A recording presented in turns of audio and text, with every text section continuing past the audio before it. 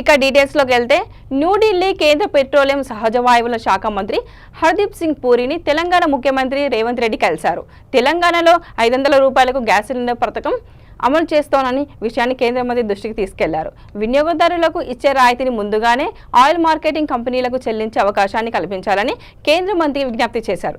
కేంద్ర మంత్రిని కలిసిన వారిలో రేవంత్ రెడ్డితో పాటు ఉప ముఖ్యమంత్రి మల్లు భట్టి విక్రమార్క, మంత్రి ఉత్తమ్ కుమార్ రెడ్డి ఉన్నారు.